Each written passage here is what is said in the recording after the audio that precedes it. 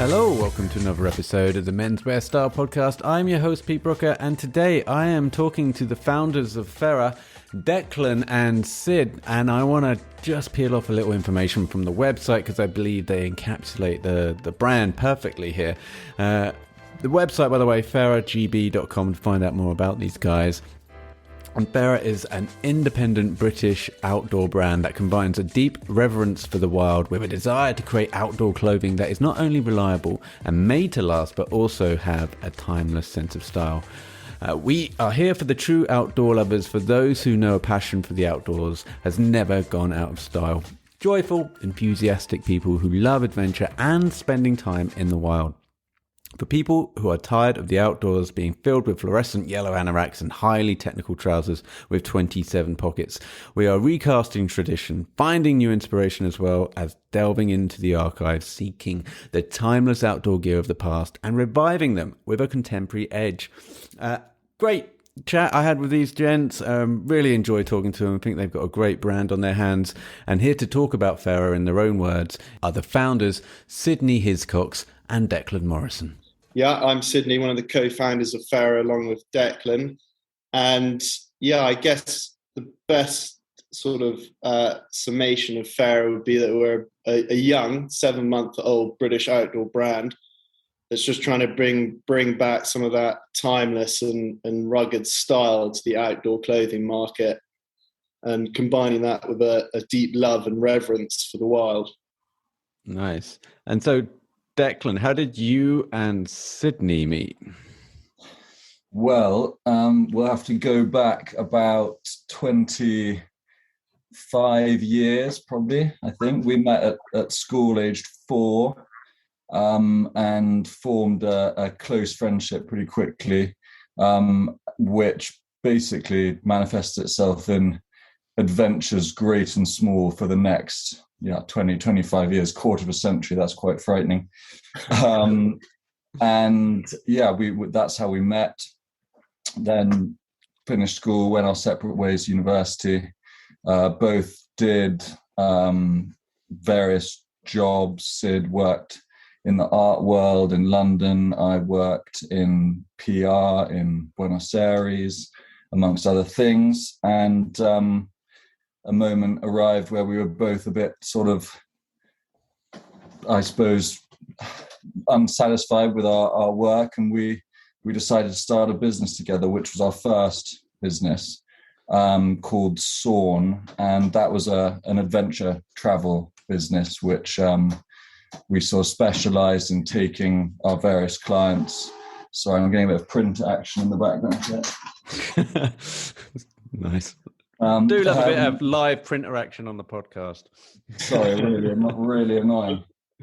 But we specialised in taking people to the remote corners of the UK for a variety of different adventures.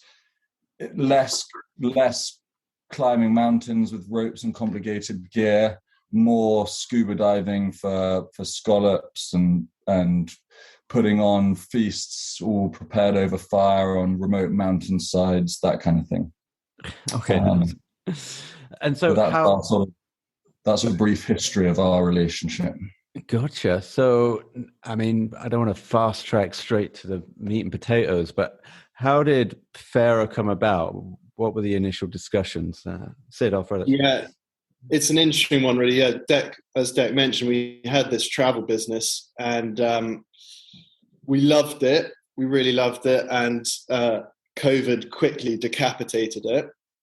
But while we were doing the travel, we noticed, and the clients we took out noticed that the clothing, outdoor clothing in the UK, is largely dominated by, fluorescent orange jackets with 27 pockets.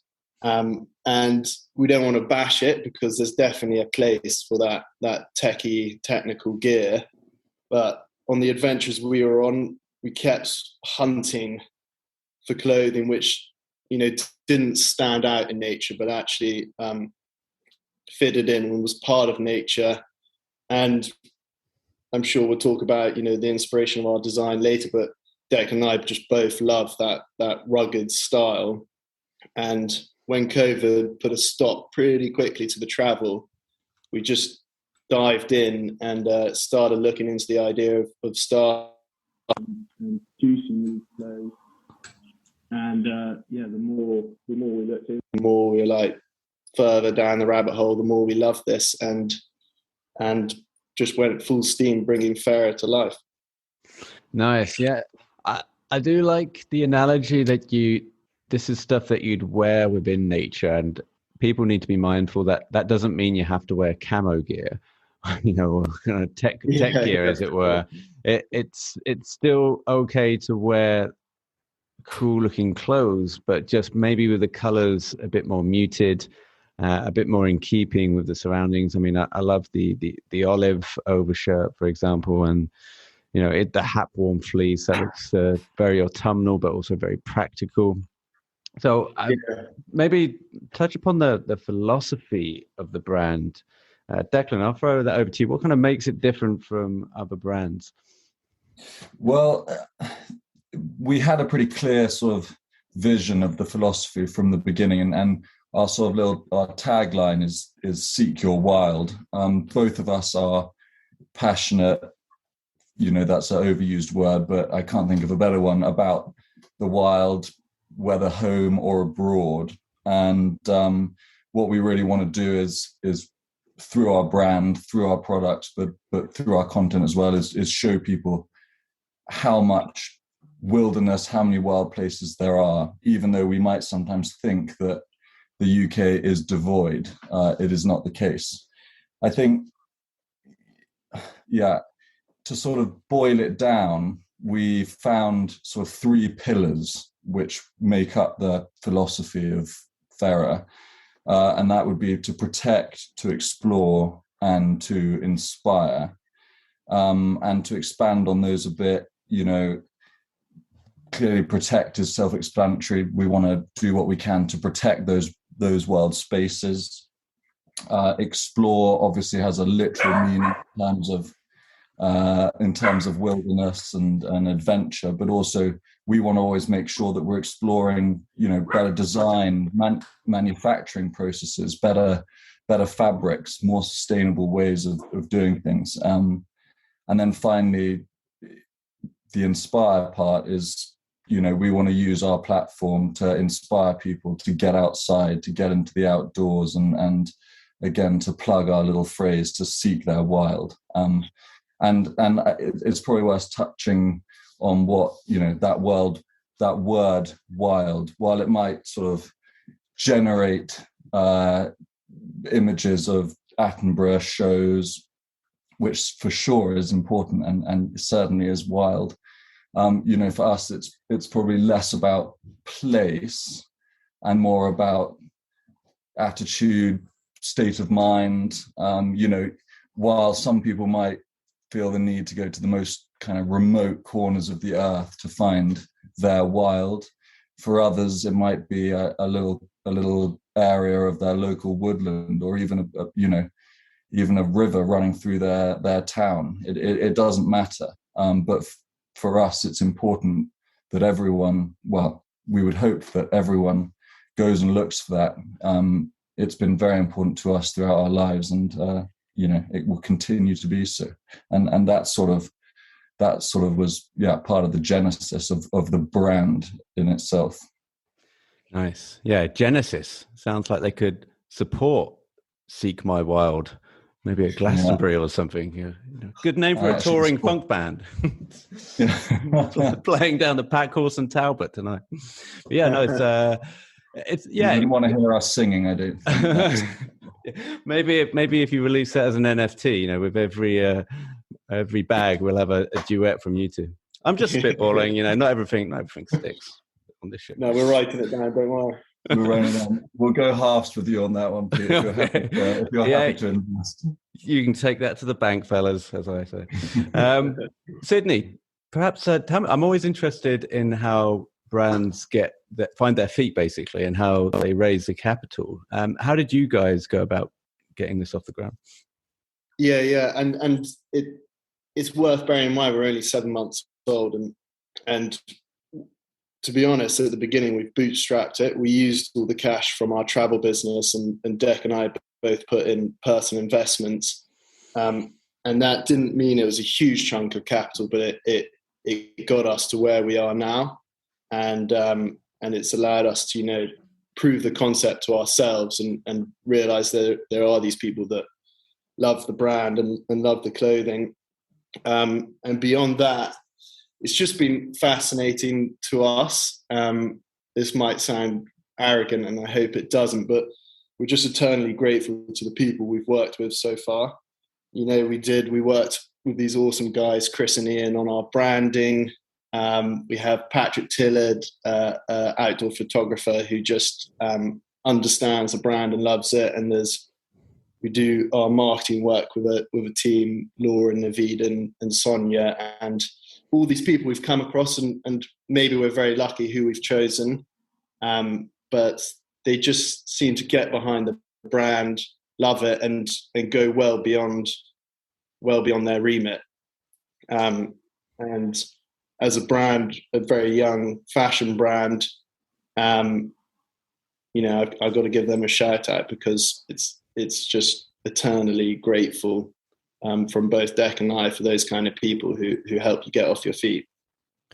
Nice. Yeah, I do like the branding as well. I think there's something to be said about a certain minimalism to like logos, and so I noticed on the clothes it's there, but it's subtle, you know, down by the hems.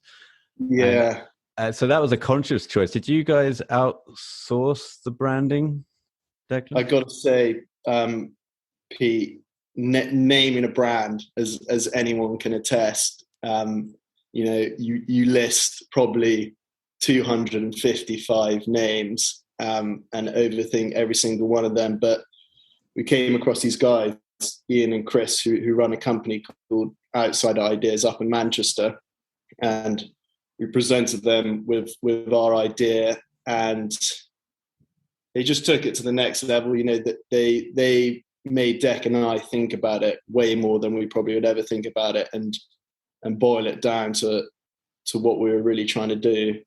And we came up with some amusing names, which we probably shouldn't mention, but they actually were instrumental to coming up with Fera for us, and we were banging our heads against the wall for ages. And I think it was Dec who said, you know, Apparel, you know, we're trying to promote the wild, and we live our lives in the wild. And Fera has quite sort of dodgy connotations at times. So we looked into the word and saw that it actually comes from the Latin Fera for wild. Nice. Yeah, finally we landed on a sweet spot. Yeah, I mean, feral can go one of two ways. It can either be Will Ferrell, which is hilarious, or feral like a dog in the street that will look like it will do some damage to your car tires. So don't worry. There's a third way, Pete, which was a very good club in Newcastle where I was at university. So it has connotations to me as well. But no, we're really pleased with the name. It absolutely works. We found out it's got some other interesting meanings in other languages. Gaelic, I think it means something almost the same. Catalan, apparently it means fierce. So yeah, we're pleased. We're very pleased, and again, so grateful for the guys at Outsides for helping us get there. But what you were saying about the sort of subtleness of branding, yeah, absolutely a conscious decision. And while you know, we've chosen quite a punchy orange for our sort of Fera logo color, it's not completely random. And actually, you look into nature and you do get these incredible colors, whether it's, you know, certain types of mushrooms, might be, well, fire for a start. And, you know, so it's all been carefully thought through. But we never wanted to be a brand that plastered its name all over the place, because it returns to that thing of, you know, of wanting to feel at home and part of the wild and feel comfortable where you are. And, you know, muted subtle branding, I think, nods to that. Yeah, no, absolutely. No, I agree. I dig it. I'm interested to know where the clothes are made. They've got to be. Well, I'll ask that question to you guys. I mean, are they made in the UK? You guys designed them. What are the influences behind those? Yeah. To answer where they're made, actually, currently it's only our cap that's not made in the UK. All our current collection was made in the UK, and that's not to say we're going to be beholden to it in the future. But for us, we're always going to want to support UK manufacturing where we can. Our Ranger bag is made by this really cool woman, Katie, who runs a one-woman workshop down in Somerset, which is really fun to go visit. Although she doesn't have any phone signal down there, so it can take a while to get some updates. And they're currently, the rest of the clothes are currently made in actually a factory in Wembley. And looking ahead as we grow and our production expands, we're thinking about Portugal and other places. But for now, while we can, we're trying to support British manufacturing. Nice, just down the road from us, Sidney. Yeah. It's good to keep a beady eye on them. Yeah, right. I mean, do you get to go down, or have you been down there? Yeah. We've visited a lot, and actually starting the business during COVID, when travel was nigh on impossible.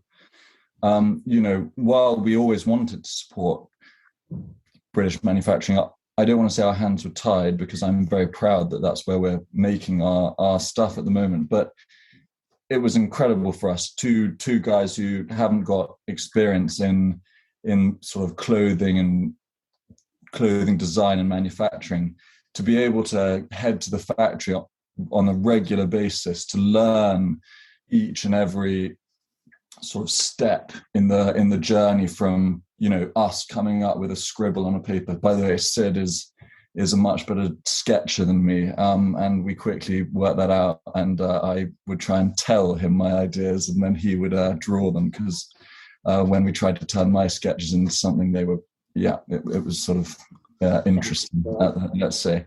But to see that journey from idea to the very final product all the way through, that has helped us learn so much about the industry. Obviously, we've got plenty to learn, and we're hungry to do that. But yeah, visiting the factories has been fantastic. Yeah, I bet. Hey, listen, there's nothing wrong with not being able to draw. I think, was it Tommy Nutter? No, Tommy Nutter was a drawer. So Tommy Nutter was a tailor down in Savile Row, but he could draw but couldn't cut. He couldn't cut suits. So he had like all of these great ideas on napkins and scribbles and notes, and then just gave them to Edward Sexton and goes, "Now make that." He's like, "Are you kidding? How the hell can you make this stuff?" So that's the sort of stuff you'd see on Elton John in the 70s, as he's playing big Yankee stadiums. And like, people will know all about Tommy Nutter if they've listened to me talk about him on the show. But I digress. Pete, sorry to interrupt. I think your other part of the question was where we get inspiration. Yes. For the clothing, and there's not really one place we draw on. We look a lot at it to the past. We like, we get very enamored by that old school look of explorers and adventurers, but we kind of just draw on all the adventures we've had together. Dec and I, a while back now, we hitchhiked over 5 months from Rwanda to South Africa, which was just an epic trip. And we drew on lots of that. You fall in love with that sort of African bush look with the hardcore, tough cotton shirts, but perhaps not the really short shorts that they like rocking there. Dec lived in Argentina, and that whole gaucho vibe, when cooking outdoors over fires, and the awesome gear they've got out there. And a big inspiration for us is that rugged Western look they have in America, which was kind of a big inspiration to start Fera. We just kind of lost that in the UK. You know, there wasn't a brand which we were looking for, which had that. I guess it's sort of workwear, but outdoor workwear. You know, you feel the ruggedness and the grit in it, rather than the highly technical. I sound like a real basher of techie wear, but I do actually wear it quite a lot myself. But that rugged Western look, I'll say. And to add to that, you know, when we're designing or coming up with a product idea, you know, yes, the look is really important. That's something that's one of the reasons we started the brand. But we're also inspired by the function. You know, we never want to forget the functionality, that if you're outdoors, you know, you want to be warm, or you need something to be tough. If you're, you know, you don't want to climb over a barbed wire fence and tear your 300-pound you know, shell jacket. That would be really disappointing. Or a thorn, or whatever it might be. And so that word rugged is so good, because, you know, it might mean there's some exposed stitching, but actually we think that looks great, and there's a reason for it. It's about functionality. It's about creating tough, durable gear. Yeah, that function, the function informs the form. And were you guys, I'm on the site, but I can't see any trousers. Were you venturing that so that we can have the whole outfit? Yes, we do. We're actually, well, not to give the game away, but we're going to be dropping some shorts later in the summer, which is a podcast exclusive. But all the different leg sizes and waist sizes. So we've got a design up our sleeves, but we're just gonna have to hold off on it for a bit. Nice. Okay, well that's exciting. So we can actually have the entire outfit head to toe once we get into footwear. Yeah. So don't worry, there's socks on the way. We know how important those are if you're spending a day on foot. Oh yeah. But you know, if we're going to sell socks, we need them to be the best socks. So we're working hard on that. Well, I've got the plan. I think that your socks, then, if everything else is as durable, these socks will just go on for lifetimes, like generations. I can hand these socks down to like nephews and siblings, right? I'm sure generation sock is the ultimate sock. Yeah. I'm sure your nephews are going to be absolutely thrilled with your old socks, Pete. But we'd be proud for those pair of socks. Well, I have a thing with socks where I wear them to the threads, and this does my girlfriend's head in, because she's like, you've got to throw those away, like all 5 of your toes are coming out.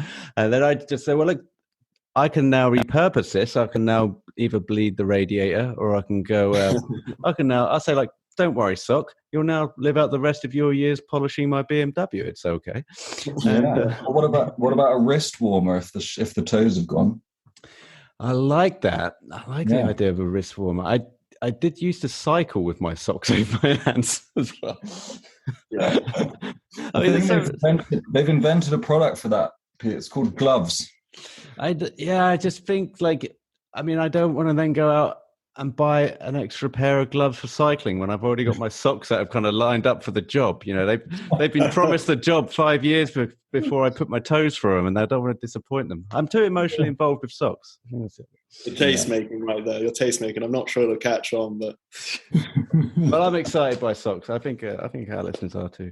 But gents, wonderful talking to you guys. Best of luck with the brand. Love it. Love pretty much all the garments on there, and you got the caps as well, and like you mentioned, some of the bags. The bags coming back, is one of them out of stock? I want to say, yeah. I've actually been talking. Sorry, I've interrupted that. I've been talking this very day to our wonderful Katie about getting some made and restocked. So yes, that will be coming back soon, hopefully. Awesome. All right, guys. Well, yeah, really, really nice time talking to you. The website, feragb.com, the place you can go and check out these garments. And where do you like to hang out on the social? Are you Instagram? Instagram, and a recently launched YouTube page as well. And don't forget, don't forget the TikTok that I'm trying desperately hard to wrap my head around, but it's tough out there. I have no idea about TikTok. All I see are chicks dancing on it when they repost it to Instagram. I'm like, what is this? I'm leaving it to Dec. I can't handle TikTok. Declan, the next time I see Declan will be dancing on TikTok. Yeah, that truly will be an exclusive. So you better get your screen record on for that one. What's going on YouTube? What are you posting up there? We currently there's not much, but actually we did a video with the chef Thomas Straker. I don't know if you've heard of him. He helped a lot of people keep themselves well fed over lockdown, and he's an awesome guy. We actually just sent him a cat as fans, and got chatting with him, and ended up sending him on a boat out to an island to whip up a curry over fire. So that is currently our only video on YouTube, but there's more coming shortly. We were actually yesterday just up in the salt marshes in Norfolk, and going on old smuggling boats. These guys, Coastal Exploration Company, have restored, and there'll be a video coming soon on that. Nice. So, Sidney, where do you go in London then to get your green retreats? It's a very good question. Yeah, I'm not going to say Hyde Park because that's pretty barren. Actually, Pete, I'm a keen fisherman. I don't know about yourself, but last year I discovered in Croydon there's a chalk stream running through Croydon called the River Wandle, which as a fisherman was unbelievable, because it is I wouldn't say a pristine chalk stream river, but it's been restored amazingly. So I go for a little fish down there, which is season's coming up. Otherwise I have to escape and get down to Declan in Wiltshire and get out there. Yeah, I mean, Declan, you got it on your doorstep, so I'm not too worried about you. But us Londoners, got to find it where we get it. Gents, I better go. But again, great talking to you. feragb.com, the place to go, and make sure you check out Declan's dancing videos, soon to be uploaded. See you later, Pete. It was lovely to chat. Thank you.